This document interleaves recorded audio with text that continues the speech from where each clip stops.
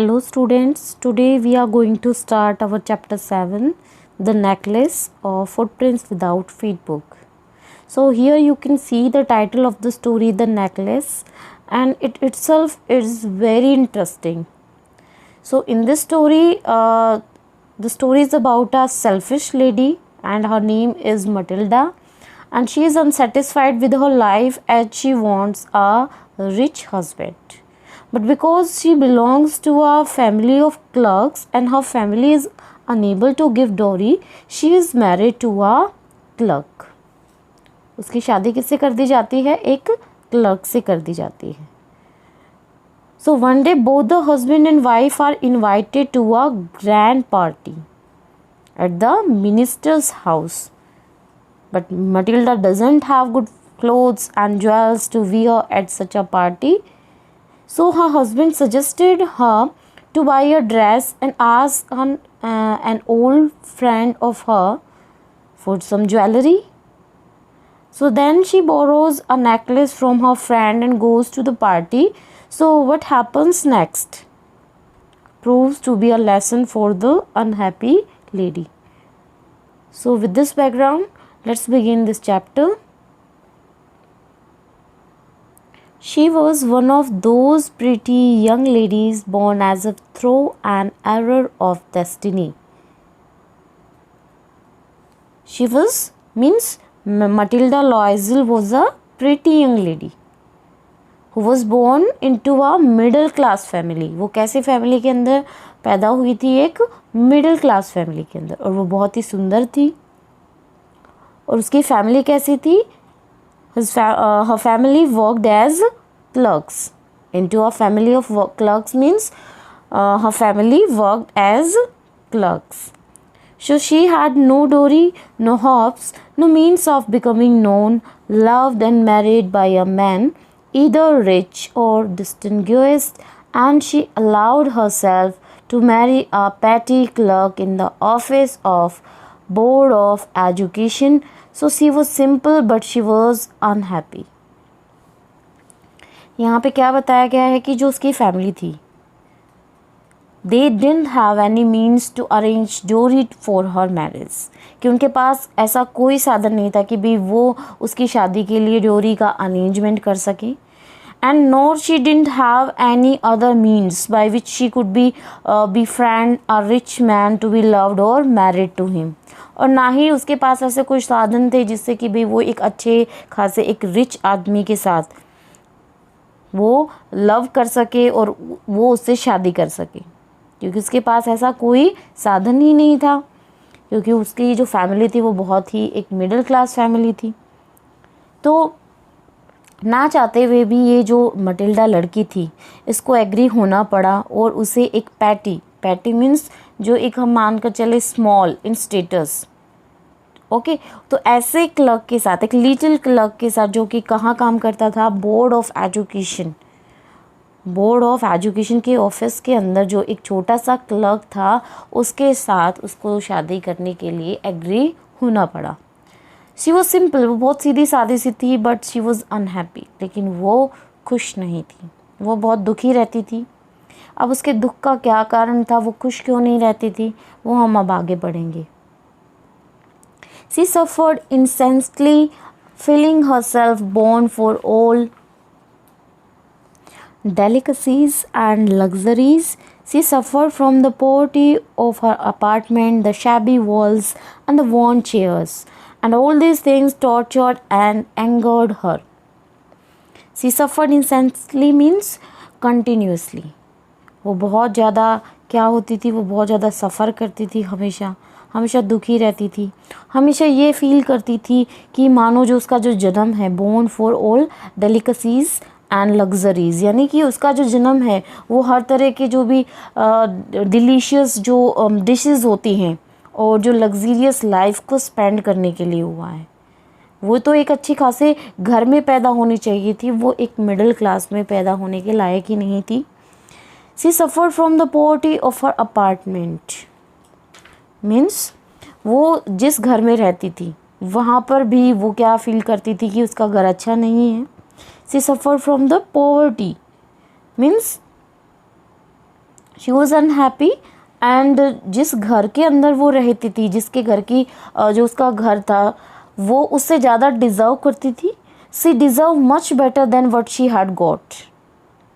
और जो डेस्टिनी थी उसने उसके साथ अच्छा नहीं किया था, ये उसकी मिस्टेक थी, जिसके कारण उसका जन्म एक मिडिल क्लास फैमिली के अंदर हुआ. जो इसकी शैबी वॉल्स थी and the worn chairs, all this things tortured and angered her.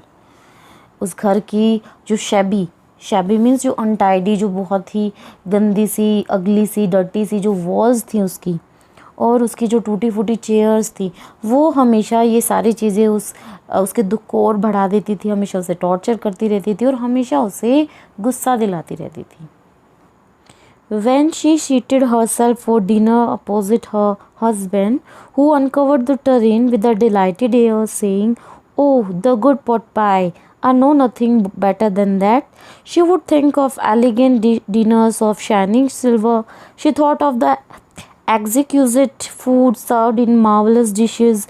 She had neither frocks nor jewels, nothing, and she loved only those things. कि जब भी वो भोजन करने के लिए, खाना खाने के लिए बैठती, तो सामने की तरफ बिल्कुल उसके अपोजिट साइड में उसके हस्बैंड बैठे होते थे, और जो हमेशा उसकी तारीफ़ करते रहते थे कि उसने क्या किया है. उसने जो है होममेड जो फूड है उसको एक सिंपल डिश के अंदर उसने इसको सर्व किया है, तो हमेशा वो उसकी तारीफ़ करते रहते थे. तो यहाँ पे जो टरीन है बेटा, tureen means a cover dish from which soup is served. So with a delighted air saying, "Oh, the good pot pie, I know nothing better than that." और हमेशा उसकी तारीफ़ करते रहते थे कि उसने कितनी अच्छी चीज़ बनाई है, और ये ऐसी चीज़ तो उसने अपनी ज़िंदगी में पहले कभी नहीं देखी है. She would think of elegant dinners of shining silver. She thought of the exquisite food served in marvelous dishes. She had neither frocks nor jewels. उसके हस्बैंड उसकी तारीफ़ करते रहते थे, लेकिन वो हमेशा अपने ख्यालों में खोई रहती थी, हमेशा उन डिलीशियस, उन ग्रैंड डिनर्स के बारे में सोचती रहती थी, हमेशा उन सिल्वर, शाइनिंग सिल्वर के जो चमकते हुए जो चांदी के जो बर्तन होते थे उनके बारे में सोचती रहती थी कि कैसे वो बर्तन मेरी टेबल पर रखे होंगे, कैसे उनमें डिलीशियस डिशेस रखी होंगी. हमेशा वो उन चीज़ों के बारे में सोचती रहती थी, कैसे उनको मेरे सामने सर्व किया जाएगा. तो ये सारे थॉट्स उसके माइंड में चल रहे होते थे. But she had neither frocks nor jewels.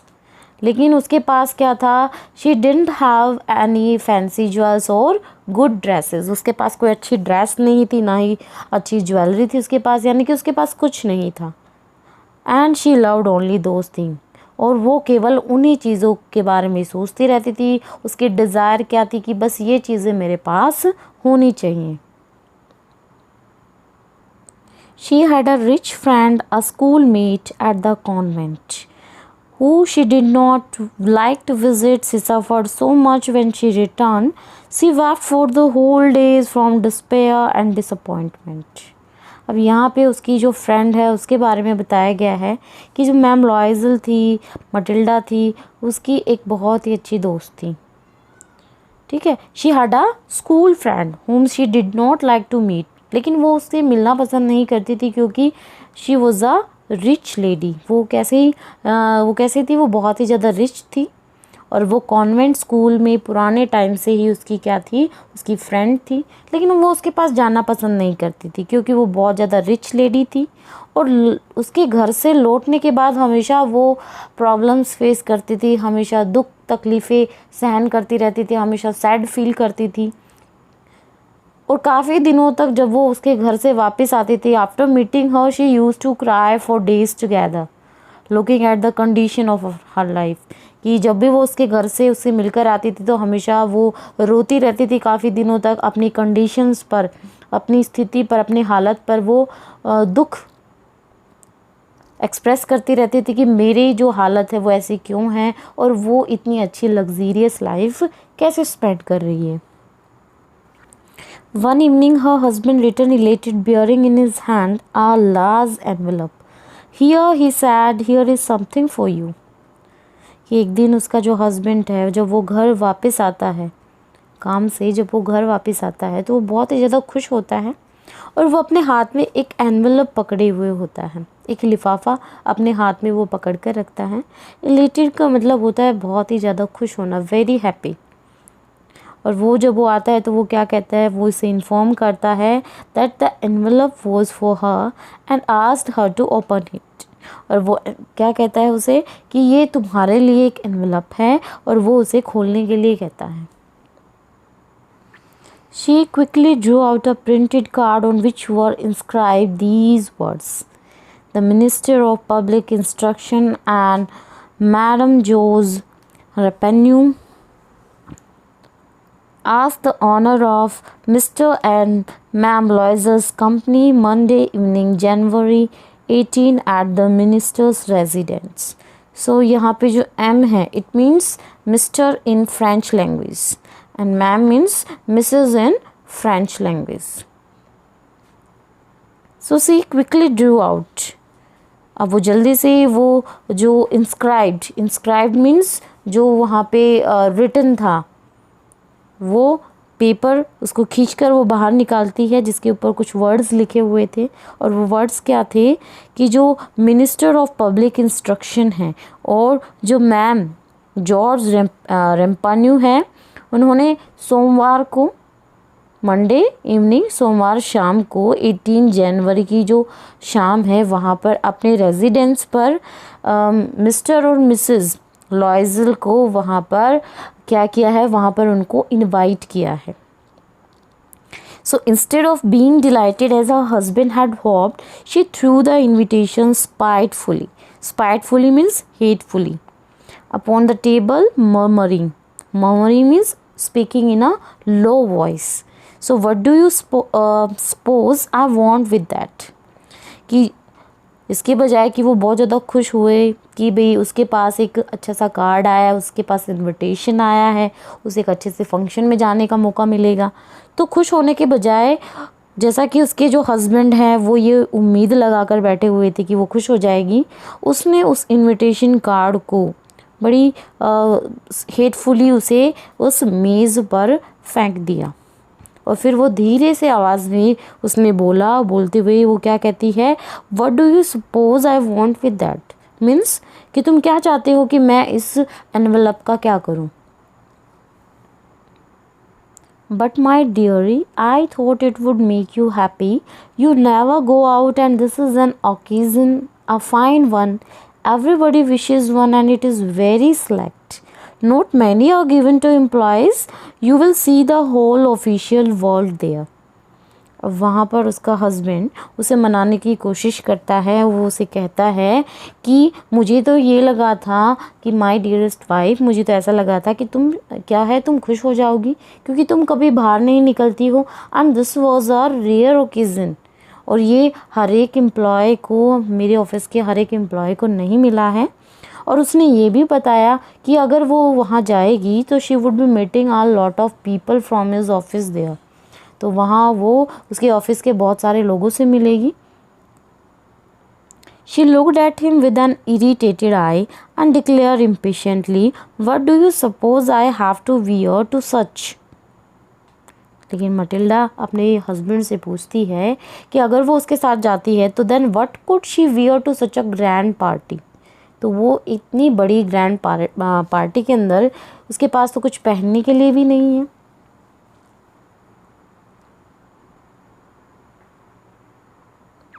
He had not thought of that.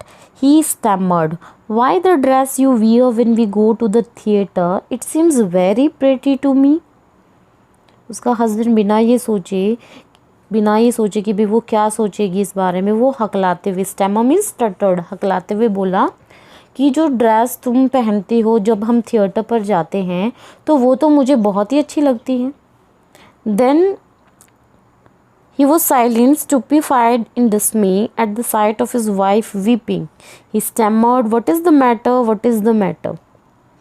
लेकिन जब उसने अपनी पत्नी को रोते हुए देखा तो वो क्या है, वो बहुत ज़्यादा घबरा जाता है, साइलेंट हो जाता है, खामोश हो जाता है, और हैरान होते हुए, हकलाते हुए वो कहता है, व्हाट इज़ द मैटर, क्या बात हो गई, ऐसी क्या बात है कि जो तुम रो रही हो।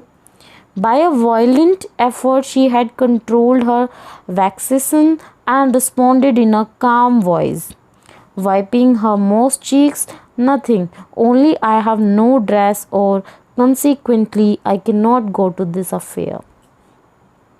By a violent effort, she had controlled her vexation. Vexation means suffering. And responded in a calm voice, wiping her moist cheeks. काफ़ी देर तक काफ़ी ट्राई करने के बाद आखिरकार वो अपनी मिजरी पर, अपनी सफरिंग्स पर कंट्रोल कर लेती है एंड फिर अपने जो गीले जो गाल थे, उसके जो मॉइस्ट चीक्स थे, उनको पोंछते हुए बिल्कुल काम वॉइस में, बिल्कुल आराम से वो रिप्लाई करती है कि कोई बात नहीं, I have no dress.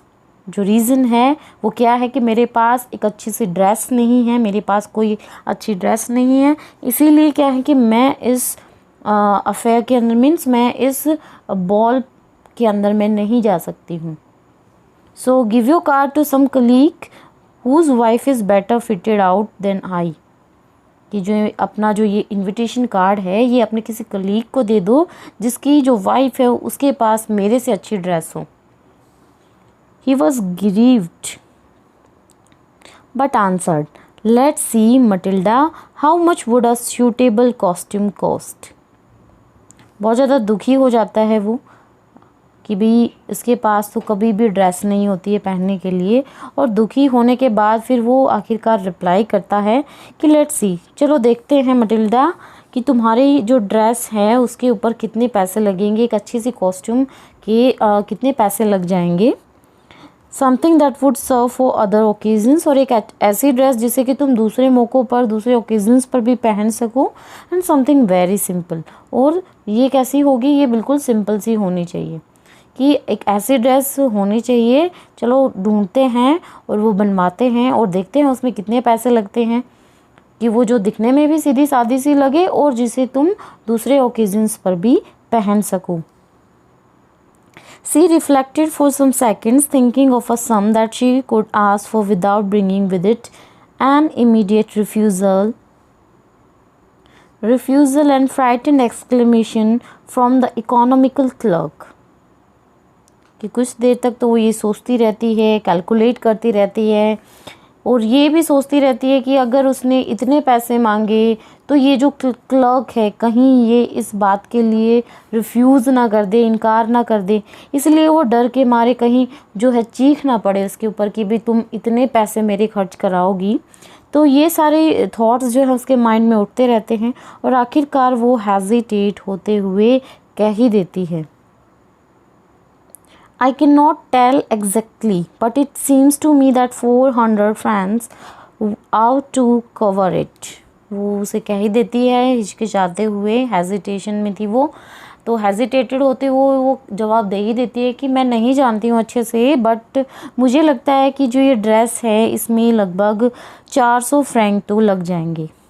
He turned a little pale, for he had saved just this sum to buy a gun that he might be able to join some hunting parties the next summer with some friends who went to school larks on Sunday.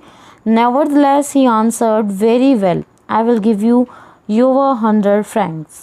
400 francs, but try to have a pretty dress. ऐसा सुनकर कि भी उसके dress पर 400 जो है Frank लग जाएंगे, तो ये सुनकर उसका हस्बैंड क्या है, लिटिल पेल, पेल मीन्स येलो, उसका फेस येलो हो जाता है कि उसने जो ये पैसे, जो इतने पैसे जो हैं वो एक गन खरीदने के लिए बचा कर रखे हुए थे, जो वो अगली समर यानी कि नेक्स्ट समर के टाइम वो अपने कुछ फ्रेंड्स के साथ, जो उसके जो फ्रेंड्स थे, जो हंटिंग जो पार्टीज़ थी उनके साथ वो अपने दोस्तों के साथ कहाँ जाना चाहता था, हंटिंग पर जाना चाहता था, इसलिए उसने गन खरीदने के लिए वो पैसे बचा कर रखे हुए थे। और जो उसके जो कुछ दोस्त थे वो क्या थे, वो संडे के दिन भी, लार्क मीन्स, लार्क होता है एक bird, a bird on Sundays, कि वो संडे के दिन भी जो है पक्षियों का, बर्ड्स का शिकार करने के लिए जाया करते थे। लेकिन फिर भी वो आंसर करता है, जवाब दे देता है कि ठीक है, I will give you your 400 Frank, कि ठीक है मैं तुम्हें 400 फ्रैंक दे दूँगा, लेकिन ट्राई करना कि तुम एक बहुत ही अच्छी सी ड्रेस इनमें बनवा सको, यानी कि एक अच्छी सी ड्रेस इन पैसों में बनवाने की कोशिश करना। The day of the ball approached and ma'am लॉइजल seemed sad. अब क्या होता है कि जो ये बॉल मतलब जो डांसिंग जो प्रोग्राम था, वो दिन क्या है नज़दीक आने लगता है। और जो मैम लॉइजल हैं, मिसेस जो लॉइजल हैं, वो क्या है, वो बहुत ही ज़्यादा उदास दिखती हैं, डिस्टर्ब्ड होती हैं, ठीक है, बहुत ज़्यादा चिंतित होती हैं। Nevertheless her dress was nearly ready, क्योंकि यहाँ तक उनकी ड्रेस भी तैयार थी लगभग। But her husband said to her one evening, what is the matter with you, you have acted strangely for 2 or 3 days। अब उसके हस्बैंड जब एक शाम ये सब देखते हैं तो वो ये देखते हैं कि भाई उसकी ड्रेस भी तैयार हो गई है, लेकिन ऐसे क्या बात है कि जो तुम 2-3 दिनों से इस तरह से स्ट्रेंजली एक्ट कर रही हो, स्ट्रेंजली बिहेव कर रही हो। And she responded, I am vexed not to have a jewel. और आखिरकार वो जवाब दे ही देती हैं कि I am worried not to have a jewel, कि मुझे इस बात से दुख हो रहा है कि मेरे पास एक भी ज्वेलरी नहीं है। Nothing to adorn myself with, ऐसी कोई भी चीज़ नहीं है जिससे कि मैं सुंदर दिख सकूं, अपने आप को डेकोरेट कर सकूं, अपने आप को सजा सकूं। I shall have such a poverty stricken look, I would prefer not to go to this party. जब मेरे पास पहनने के लिए ज्वेलरी नहीं है, मेरे पास अच्छी ड्रेस तो है लेकिन उसके ऊपर अपने आप को अच्छा दिखाने के लिए मेरे पास कोई ज्वेल्स नहीं है, तो मैं इस ऐसी ड्रेस में जिसके ऊपर पहनने के लिए मेरे पास कुछ नहीं है, तो अगर मैं उसे पहनकर पार्टी में जाती हूँ तो मैं सबसे ज़्यादा गरीब वहाँ पर दिखूँगी, तो मैं इसलिए उस पार्टी में जाना बेहतर नहीं समझूँगी। He replied, you can wear some natural flowers in this season, they look very chic. Chic means trend, fashion. तो उसका हस्बैंड क्या जवाब देता है उसे मनाने के लिए कि तो इस टाइम तुम नेचुरल फ्लावर्स को ट्राई कर सकती हो, उनको पहन सकती हो, क्योंकि वो इन दिनों बड़े ही फैशन में हैं। She was not convinced, no, she replied, there is nothing more humiliating than to have a shabby air in the midst of rich women. उसका हस्बैंड उसे मनाने की बहुत कोशिश करता है लेकिन वो उसे कन्विंस नहीं कर पाता है और वो बात उसे अच्छी बिल्कुल नहीं लगती है, तो वो रिप्लाई करती है कि ये मेरे लिए मेरा सबसे बड़ा अपमान होगा कि इतनी सारी रिचेस्ट लेडियों के बीच में, इतनी सारी जो औरतें वहाँ पर खड़ी होंगी जो बहुत ज़्यादा रिच हैं, उनके बीच में एक बहुत ही पुअर लेडी का खड़ा होना, यानी कि मैं वहाँ पर अपना अपमान नहीं करवाऊँगी, तो मैं वहाँ पर जाना बेहतर नहीं समझती हूँ। Then her husband cried out, how stupid we are, go and find your friend Mrs. Forrester and ask her to lend you her jewels। तभी उसके हस्बैंड जो है चिल्ला उठते हैं, चीख उठते हैं कि हम कितने स्टूपिड हैं, हमें तो ये ध्यान ही नहीं रहा कि तुम जाओ और जो तुम्हारी फ्रेंड है मिसेस फॉरेस्टर उनको ढूंढो और उसे जाकर कहो कि वो तुम्हें कुछ ज्वेल्स जो है, कुछ ज्वेलरी जो है तुम्हें उधार दे दे। She uttered a cry of joy, ऐसा सुनकर वो भी खुशी से चीख उठती हैं और वो कहती हाँ ये ठीक है, ये सच है। She said, I had not thought of that, मैंने तो इसके बारे में सोचा ही नहीं। The next day she took herself to her friend's house and related her story of distress। अगले दिन वो बिल्कुल भी देर नहीं करती है और अगले दिन वो अपने फ्रेंड के घर जाती है और वहाँ जाकर वो अपनी सारी कंडीशन के बारे में बताती है कि कैसी लाइफ वो जी रही है, कितनी प्रॉब्लम में वो है, तो वो सब कुछ उसे बताती है। Mrs. Forrester went to her closet, took out a large jewel case, brought it, opened it and said, choose my dear। और मिसेस फॉरेस्टर जो है अपने क्लोजेस्ट मतलब अपनी अलमायरा के पास जाती हैं, उसे खोलती है और एक बड़ा सा ज्वेलरी का बॉक्स निकाल कर लाती हैं, उसे उसके सामने खोल कर रख देती है और उसे कहती है कि इनमें से किसी को भी तुम ले सकती हो, तुम चूज़ कर सकती हो। सी saw at first some bracelets, then a collar of pearls, then a Venetian cross of gold and jewels of admirable workmanship। सबसे पहले तो वो कुछ ब्रेसलेट्स को ट्राई करके देखती है, फिर वो एक मोतियों से बना हुआ एक हार देखती हैं, फिर सोने का एक विंसी क्रॉस वाला एक बहुत ही अच्छा जिसके ऊपर अच्छी कारीगरी की गई थी बहुत ही वैल्यूएबल उसे डायमंड्स दिखते हैं, उनको ट्राई करती है। और ये सारी चीज़ें वो क्या करती हैं, she tried the jewels before the glass.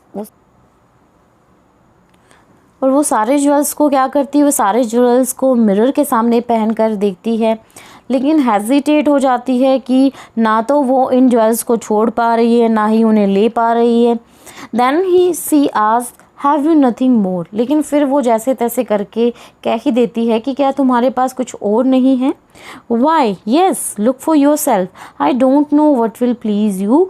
Suddenly she discovered in black satin box a superb necklace of diamonds. फिर वो कहती है हाँ हाँ क्यों नहीं, तुम खुद ही क्यों नहीं देख लेती हो, मुझे नहीं पता है कि तुम्हें क्या अच्छा लगेगा, तुम्हारे ऊपर क्या सूट करेगा।